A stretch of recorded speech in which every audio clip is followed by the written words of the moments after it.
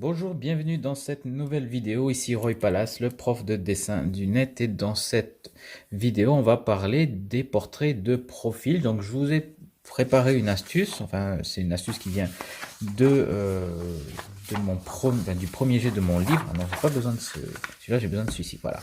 Je vais vous présenter cette astuce. Ça permet d'avoir un portrait ressemblant de profil. Le truc quand on fait des portraits de profil, c'est que souvent ils sont pas ressemblants, mais c'est à cause de petites erreurs de proportion. Vous voyez, c'est pas comme un visage de face. Un visage de face, il y a plus d'informations, donc on a plus de chances d'atteindre une ressemblance. C'est beaucoup plus facile que de profil, puisque finalement les parties qui sont vraiment uniques et qui correspondent à chaque individu, enfin elles sont localisées sur une faible portion du portrait, alors que de face, vous avez les deux yeux, vous avez le nez, donc, et puis la bouche, bref, vous avez ces éléments-là qui définissent en fait la singularité de la personne. C'est un petit peu plus large, vous avez de l'espace pour travailler. Et dans un profil, voilà, c'est assez condensé à ce niveau-là. Et en plus, si vous ajoutez le fait que on se souvient plus des visages de face que de profil, puisqu'on voit plus souvent les gens de face que de profil, et les gens qu'on connaît, en tout cas qu'on côtoie, voilà, on est plus souvent en face d'eux que sur le côté. Et donc, ça rend la ressemblance difficile. Donc, je vais vous présenter une astuce. Juste avant, vous êtes libre de vous abonner à ma chaîne YouTube si vous voulez suivre mes vidéos. Donc, j'en publie 3 par semaine en ce moment. Donc, voilà, si vous voulez n'en manquer aucune, appuyez sur le bouton rouge qui se trouve en bas et puis la petite cloche pour être notifié de chacune de mes nouvelles publications. Ça c'était une drôle de publication, ça c'était bien articulé. Et donc alors cette astuce c'est quoi? C'est l'astuce des deux axes. Donc l'astuce des deux axes, ça correspond à... c'est tout simple, il faut prendre deux points de repère. Donc un, il va être dans l'oreille. Donc imaginez un énorme coton-tige qui sort de l'oreille et qui va passer par la narine. Donc la coupole, plutôt la base de la coupole de la narine, ici. Et donc entre ces deux points, vous allez tracer une ligne, cet énorme coton-tige qui sort de l'oreille. Donc ça va vous donner en fait une direction, et ensuite vous allez prendre la partie du visage là, et au niveau des sourcils, donc là vous avez la bosse qui correspond au muscle ici, vous allez tracer une ligne, et cette ligne elle va passer par la lèvre supérieure, donc la pointe de la lèvre supérieure. Donc il y a deux axes à tracer, comme vous le voyez. Je résume: à partir de l'oreille jusqu'à la coupole de la narine, et ensuite du muscle du sourcil ici jusqu'à la lèvre supérieure, jusqu'à la pointe. Donc souvent la lèvre supérieure est beaucoup plus avancée que la lèvre inférieure. Donc c'est ce point qu'on va prendre. Évidemment, si la lèvre inférieure est un peu plus grande, ça se discute, mais normalement, en général, ce sera toujours la lèvre supérieure. Donc, et lorsque vous avez ces deux droites, vous devinez quoi? Vous voyez sur mon illustration, il y a un angle qui se forme ici, et c'est cet angle-là qui va former en fait l'inclinaison du visage. Donc, ça va vous donner une information sur à quel point le front est avancé par rapport au bas du visage. Et ça, c'est énorme pour établir la ressemblance. Ça permet d'avoir un profil, en tout cas de dessiner le profil avec beaucoup plus de, pas de fluidité, mais de facilité, voilà, d'être plus précis, et puis de prendre en compte, en fait, cette partie-là, qui est l'inclinaison du faciès, qu'on ne prend pas forcément en compte lorsqu'on fait un visage de face, puisqu'on ne le voit pas finalement. Si le front est avancé plus que la bouche, on ne le sait pas, hein, dans un visage de face, alors que ça se voit sur un visage de profil.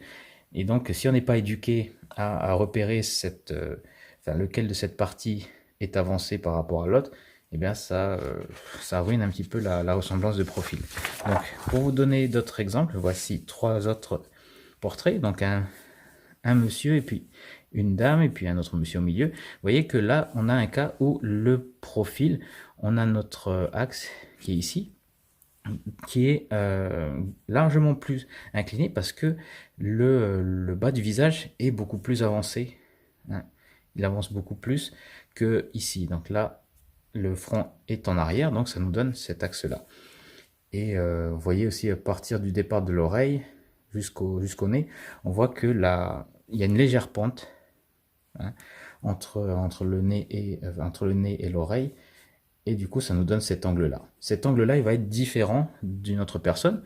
Voilà, une autre personne, par exemple, qui lui a un visage beaucoup plus, comment dire, régulier au niveau de l'avancée. C'est plus ou moins pareil. Donc là, c'est égal, finalement. Non, c'est plutôt égal que je devrais faire. Voilà. Donc c'est égal, c'est égal. Et on a donc l'oreille qui passe par le nez et on a un angle là qui est carrément à 90 degrés. Là, c'est un visage qui est très régulier. Après, on a donc une femme qui a aussi comment dire, qui a le front légèrement en retrait, mais pas autant que l'homme. Donc voilà, ça c'est beaucoup plus subtil. Et voilà, il y a d'autres cas, alors pour ma part je trouve ça plus rare, où le front est vraiment en avant par rapport à à la, au bas du visage. Donc si on a notre portrait là, on a notre nez, et puis je vais, j'exagère, comment je vais exagérer, comme ça, on a notre, il y a des personnes voilà, qui ont quasiment pas de menton, et qui ont un front un peu plus prononcé, donc ça donne quelque chose comme ça.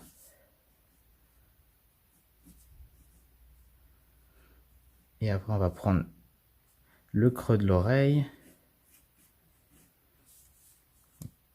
Alors là c'est sans filet, là je suis en train d'imaginer complètement un profil, donc c'est assez risqué. Et alors on a ah oui, attends, le cou par ici.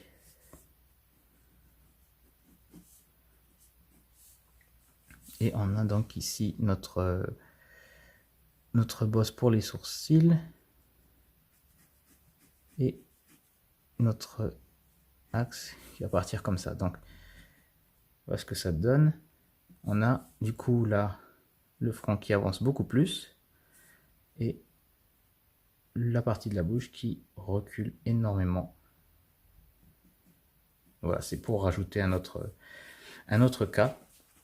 Et donc on a un axe ici qui est, enfin un angle ici, finalement, ouais, qui est à 90, mais vous voyez que la croix est très inclinée, et comme ceci.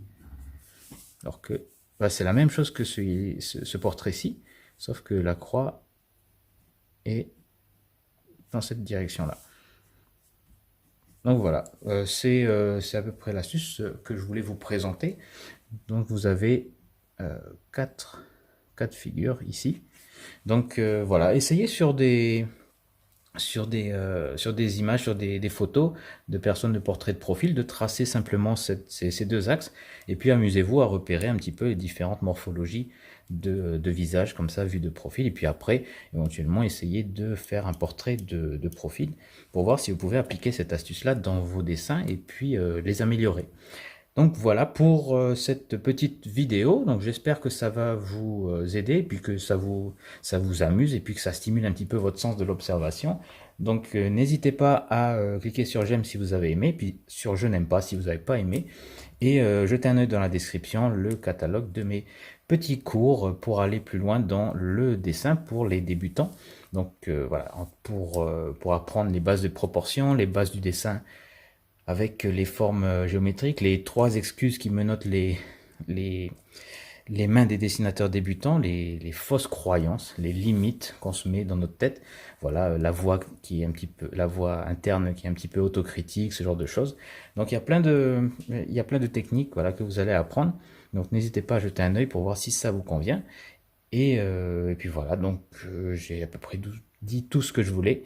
Merci de votre attention. Donc je vous retrouve très bientôt pour une prochaine leçon et en attendant, portez-vous bien et je vous dis à plus tard. Ciao, ciao.